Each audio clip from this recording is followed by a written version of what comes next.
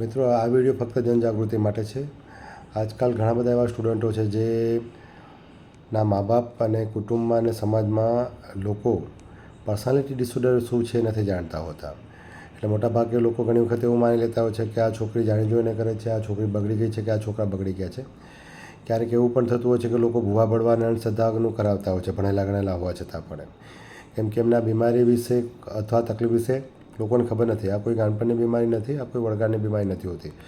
Personality disorder એક સ્વભાવમાં રહેલ ખામી છે જે ખાસ કરીને ઉછેર, મા બાપના ઉછેર, કુટુંબના વાતાવરણ અથવા ઘરમાં કોઈકની તકલીફ રહેતી હોય મા બાપમાંથી કોઈ એકને, અને એ ઉછેરમાં ખાસ કરીને બાળકો અસલામતી અનુભવતા હોય, એકલતા અનુભવતા હોય, ક્યારેક ક્યારેક લાગણી ન અનુભવી શકતા હોય, અથવા લાગણીનું જે હૂંફની આપલે થવી જોઈએ વાતચીતમાં એ નાનપણમાં ન થઈ હોય 1 થી 15 વર્ષમાં, જેના કારણે બાળકો હંમેશા ઇમોશનલી ખાલી રહી જતા હોય છે.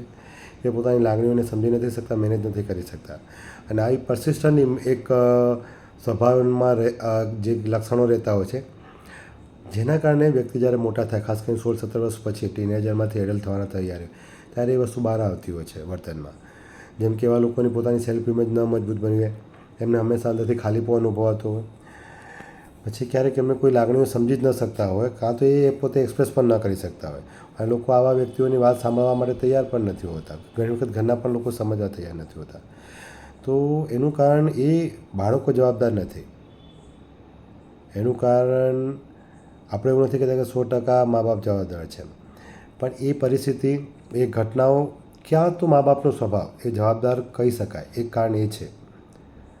મોટાભાગે લોકો એવું માની લેતા કે આવી બીમારીઓ વારસાગત થતી હોય છે, અથવા માનો કે આ ગાંડપણની બીમારી છે, એવું પણ નથી. અને આ વળગાડની બીમારી છે અને ભૂવા બળવા કરવાથી કે અંધશ્રદ્ધા કરવાથી મટી જાય એવું પણ નથી.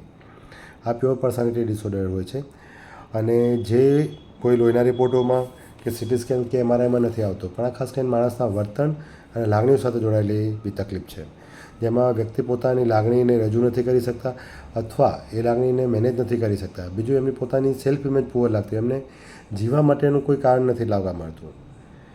એમને હંમેશા મરવાના વિચારો આવી જતા હોય છે વારંવાર. સેલ્ફ હાર્મ એટલે કે હાથ પર કટ માર્ક કરતા હોય છે, કે વારંવાર સુસાઇડ એટેમ્પ કરવાની કોશિશ કરતા હોય છે, આવેશિક પગલાં ભરી લેતા હોય છે. પણ મિત્રો, આ જે તકલીફ છે એનું યોગ્ય નિદાન કરવામાં આવે અને સારવાર કરવામાં આવે, જેમાં ખાસ કરીને કાઉન્સેલિંગની સારવાર છે, દવાની સારવાર છે. આમાં કોઈ વીજળીના કરંટ આપવા પડે કે ECT આપવા પડે એવું દર વખતે જરૂરી નથી. કે આ કોઈ ગાંડપણની બીમારી પણ નથી, પાગલપણની બીમારી નથી. પાગલપણની બીમારી એ સાયકોટિક છે. આ પર્સનાલિટી ડિસઓર્ડરની તકલીફ કહેવામાં આવતી હોય છે. આનો સ્પેસિફિક રિપોર્ટ પણ થતો હોય છે, જેને પર્સનાલિટી ટેસ્ટ કહેવામાં આવતો હોય છે. એ પણ થઈ શકે છે.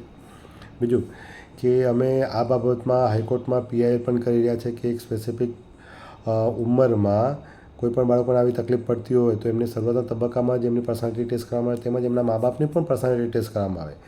ઘણી વખત મા બાપને આવી તકલીફો હોવાના કારણે એ અટકતી નથી, પણ એ માઇનર ઇન્ટેન્સિટીમાં હોય, પરંતુ બાળકો એનો ભોગ વધારે બનતા હોય છે, તો એમાં સિવિયરિટી વધી જતી હોય છે.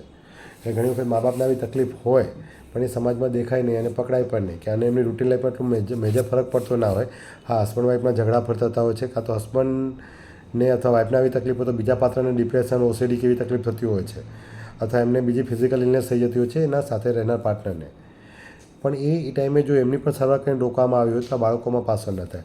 આવા જ આજે એક સ્ટુડન્ટ આવ્યા છે અમદાવાદથી, જે એક ગ્રેજ્યુએટ સ્ટુડન્ટ છે, જેમને તમને હાથ હું બતાવું છું, જેમના હાથમાં મલ્ટિપલ કટ માર્ક કરેલા છે. અમે એમની આઈડેન્ટિટી રિવીલ કરતા નથી, કેમ કે આ બાબતની ફક્ત જનજાગૃતિ માટે આપણે આ વિડીયો બનાવી રહ્યા છે, અને એમની સ્ટોરી પણ આપણે સાંભળીશું કે એમનું દુઃખ શું છે. તો આવા વ્યક્તિઓ કોઈ એવા નથી કે જેને તમે જબરજસ્તી ભૂવા બળવા પસા માટે લઈ જાઓ. આમના કિસ્સામાં એમના કુટુંબ તરફથી જ એમને આવી રીતે સ્મશાનમાં ને બધી જગ્યાએ ભૂવા બળવા માટે કે આપણા અંધશ્રદ્ધા માટે લઈ ગયા હતા. એનાથી કોઈ ફરક પડ્યો નથી, જેના કારણે અમે અમદાવાદમાં પણ ટ્રીટમેન્ટ કરાવી હતી, અને એના પછી એ અમદાવાદથી સ્પેશિયલી લુણાવાડા આવેલા છે. બરાબર છે. તો આપણે તમે જોઈ શકો છો કે આ એમના હાથમાં, આ તમે જોઈ શકો છો કે એમને મલ્ટિપલ કટ માર્ક્સ મારેલા છે, અને આ કટ માર્ક્સ એમની ઈચ્છાથી નથી હોતા, પણ સાયકોલોજીકલ એવું કહેવામાં આવે છે કે એમના મનમાં એટલું બધું દુઃખ હોય છે, એટલું બધું પેઇન હોય છે, એટલી બધી લાચારી અને એકલતા હોય છે.